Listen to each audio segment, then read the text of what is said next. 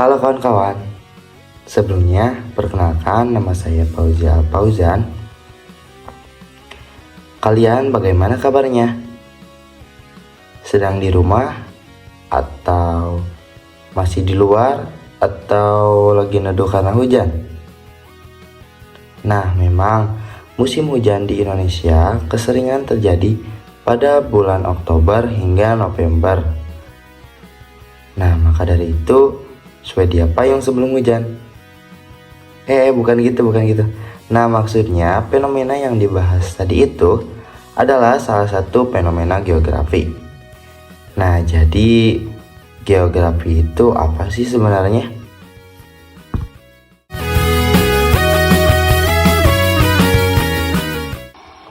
Langsung saja kita ke materi pengetahuan dasar geografi. Apa itu geografi? Nah, kata geografi ini berasal dari geo yang artinya bumi dan grafein yang artinya gambaran. Ungkapan ini pertama kali dikemukakan oleh Eratosthenes pada tahun 276 sampai 194 sebelum Masehi. Sedangkan secara luas dan umumnya, geografi ialah ilmu yang mengkaji perbedaan dan persamaan fenomena geosfer dengan sudut pandang kewilayahan, kelingkungan, dan keruangan. Menurut Igi tahun 1988. Pengertian geografi menurut ahli, menurut Bernardus Varenius pada tahun 1622 sampai 1650 Masehi. Beliau dalam bukunya yang berjudul Geographia Generalis mengatakan bahwa geografi adalah campuran dari matematika yang membahas kondisi bumi beserta bagian-bagiannya.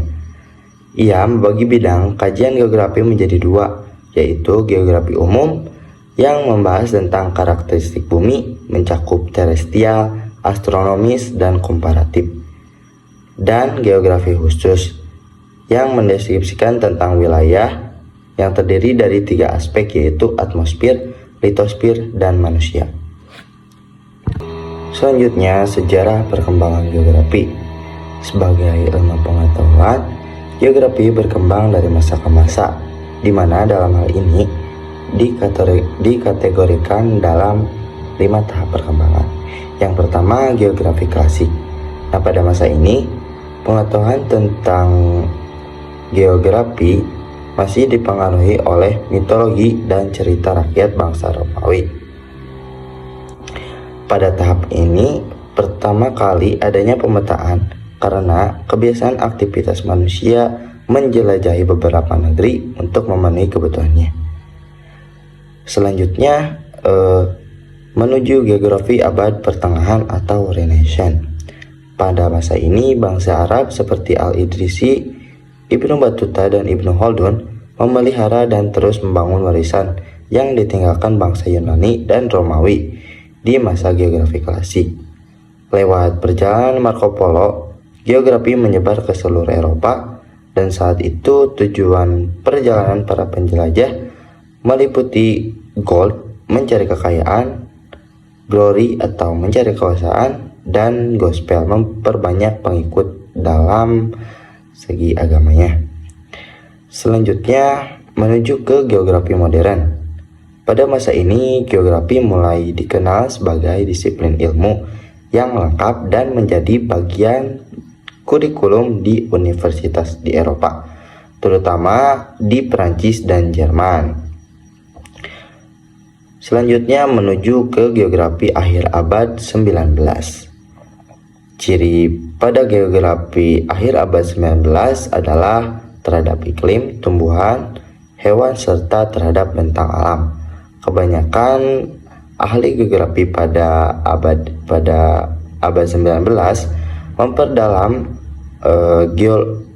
penelitiannya pada geologi dan kajian untuk geografi manusia semakin berkurang. Dan yang terakhir, menuju geografi mutakhir, di mana perkembangan geografi saat ini lebih mengarah pada upaya pemecahan masalah yang dihadapi manusia. Geografi tidak bisa lepas dari ilmu lainnya dan mengalami perkembangan dengan banyaknya teknologi bermunculan yang berkaitan dengan kajian geografi. Berikut beberapa ruang lingkup geografi. Yang pertama ada geologi, yaitu ilmu yang mempelajari kejadian, struktur, komposisi, sejarah, dan proses perkembangan pembentukan bumi. Selanjutnya, yang kedua ada geomorfologi, adalah ilmu yang mempelajari bentuk permukaan bumi dan proses pembentukannya. Ketiga, ada ilmu klimatologi, adalah ilmu yang mempelajari tentang iklim dan faktor-faktor pembentuknya serta pengklasifikasian dalam suatu kelompok iklim.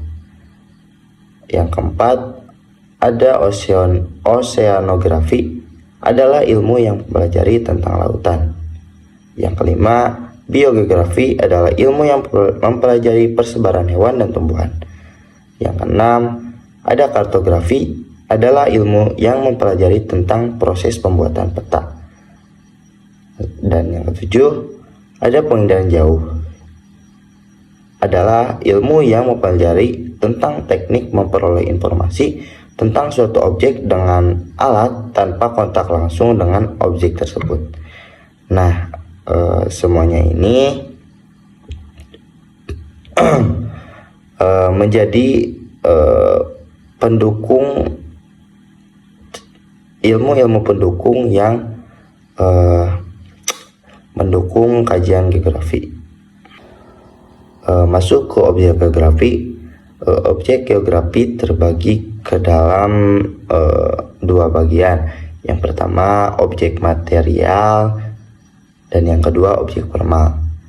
Nah, objek material ini mengkaji tentang fenomena geosfer dan antroposfer yang berkaitan dengan bentang lahan atau lingkungan alam dan lingkungan manusia. Dan objek formal berupa pendekatan atau sudut pandang yang digunakan dalam memahami objek material. Dalam konteks itu, geografi memiliki sudut pandang spesifik yang membedakan dengan ilmu-ilmu lain.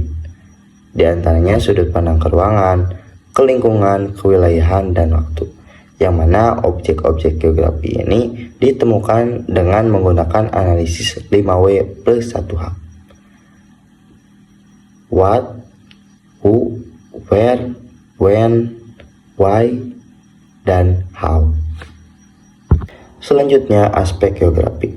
Aspek geografi dibedakan menjadi dua bagian, yaitu aspek fisik dan aspek non-fisik. Aspek fisik geografi mengkaji segala fenomena geosfer yang mempengaruhi kehidupan manusia. Dan aspek non-fisik atau sosial meliputi aspek antropologis, politik, ekonomis, dan aspek yang berhubungan dengan aktivitas dan pola hidup manusia. Secara garis besarnya, aspek fisik geografi adalah semua fenomena alam yang dapat diamati langsung. Dan aspek non-fisik sebaliknya, yang mana fokus dalam aspek ini terhadap hubungan manusia dan lingkungannya. Masuk ke konsep esensial geografi. Konsep merupakan pengertian yang merujuk pada sesuatu. Oleh karena itu,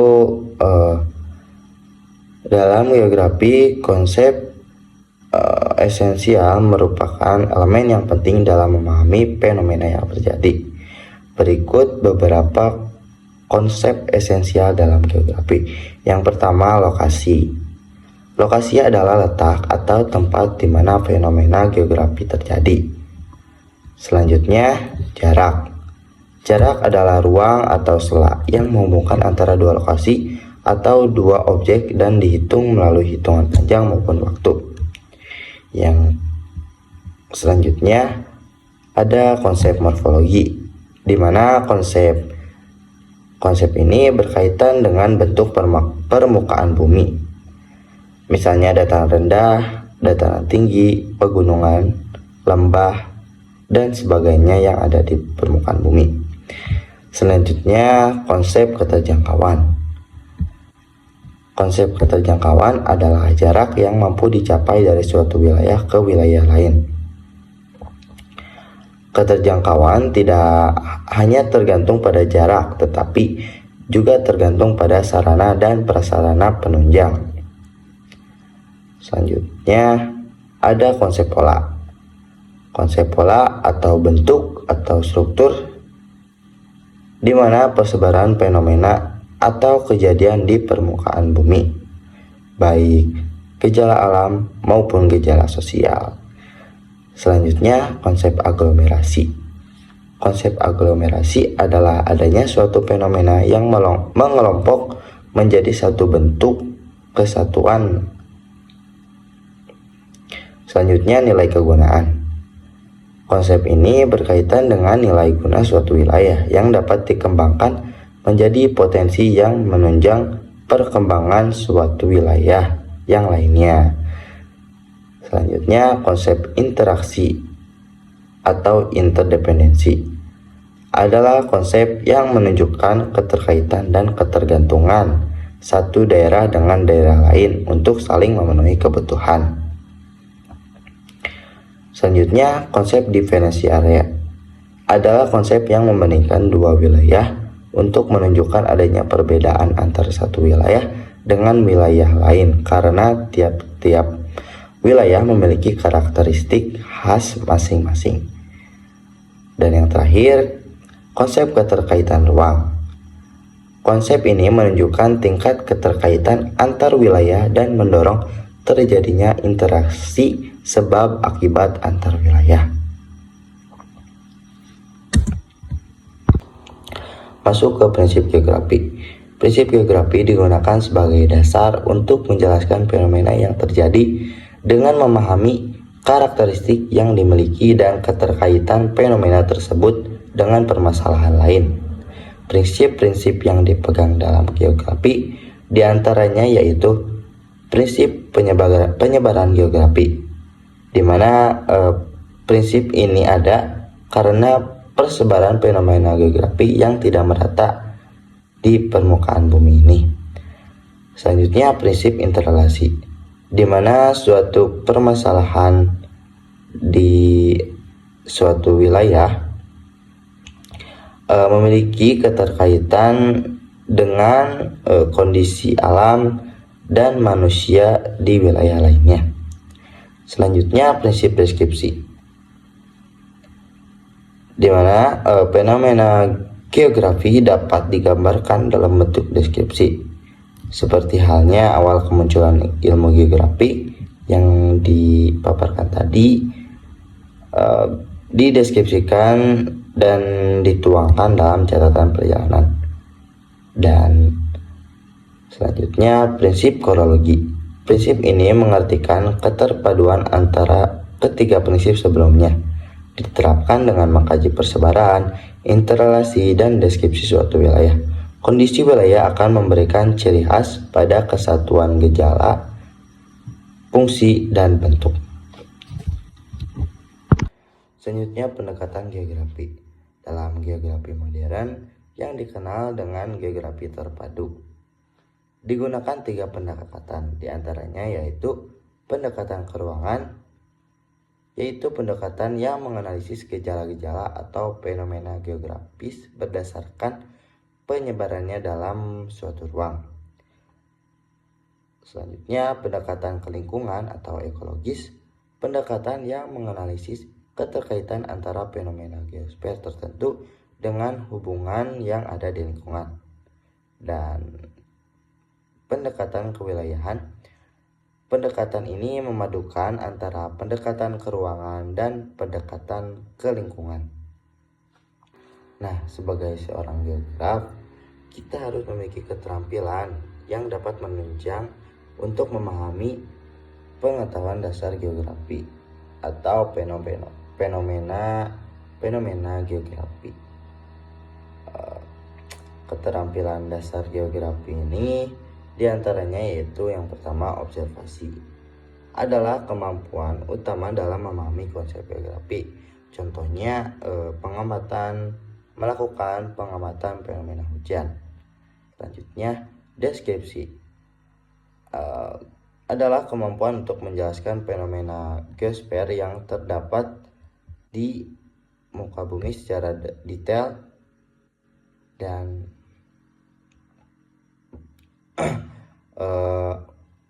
sehingga orang lain seolah melihat fenomena alam itu secara langsung. Contohnya mendeskripsikan proses terbentuknya gunung api. Selanjutnya pengelompokan atau klasifikasi. Kemampuan pengelompokan fenomena-fenomena geosfer berdasarkan syarat-syarat tertentu digunakan untuk melakukan analisis terkait interaksi antar fenomena. Contohnya, pengklasifikasian jenis tanah, lahan, dan curah hujan. Lalu, pemetaan. Seorang ahli geografi harus mampu membuat dan membaca peta dengan baik. Contohnya, membuat peta penggunaan lahan untuk mencari tahu apa saja penggunaan lahan di suatu daerah, lalu persebaran tambang dan lain-lain. Dan yang terakhir, analisis.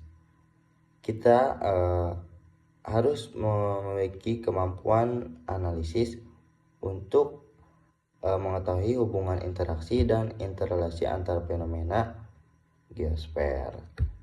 Nah, contohnya hubungan keterkaitan antara perilaku manusia dengan kondisi lingkungannya.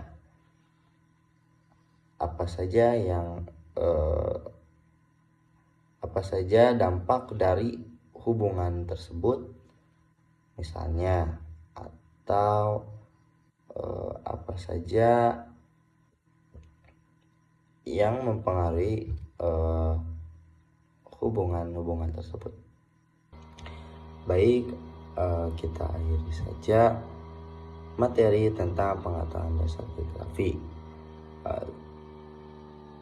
Semoga dapat bermanfaat dan kalian sebagai penyimak tidak puas terhadap materi yang tadi saya sampaikan, sehingga mencari lebih jauh apa pemahaman dari ilmu geografi itu sendiri. Saya Fauzi Al Fauzan, terima kasih.